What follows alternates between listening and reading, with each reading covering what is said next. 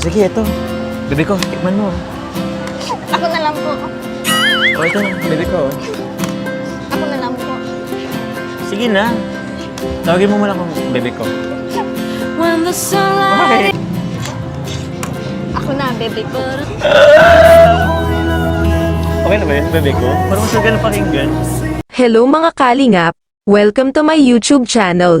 Bago po ang lahat ay wag po nating kalimutang mag-like and share at i-click ang notification bell para lagi kayong updated sa aking mga bagong video.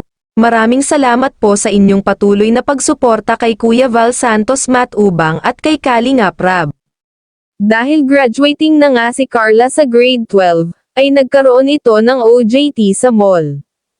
Nagkaroon naman ng pagkakataon si Kuya Jomar na magkasama sila sa Naga. Habang OJT si Carla ay hatid sundo naman ito ni Papa Joms araw-araw. Masaya naman si Carla, dahil kahit hindi niya kasama ang pamilya niya ay lagi namang nandyan si Kuya Jomar para sumuporta sa kanya.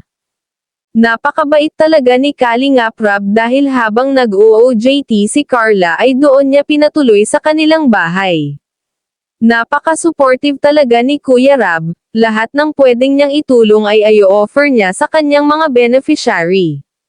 Habang patagal nga ng patagal ay lalong namang napapalapit sa isa't isa ang Jomcar.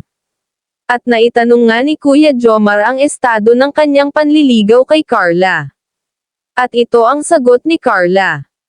So ano, yun lang yun? Dahil sa love team, kaya ka masaya? Kasi madami tayong napapaswelta. Sa bagay, may point ka naman. Pero malay niyo po, sa mga susunod na... Na ano? Ulitin mo nga. Anong wala? Hindi, may sasabi ka eh. Malay mo sa mga sumusunod. Anong sumusunod? Sabi ko po, malay natin sa mga susunod, hindi lang para sa love team. Oh? Na naman ang Jomcar, na lalong paganda ng paganda ang bawat episode. Hanggang dito na lang po mga kalingap, maraming salamat po sa panonood.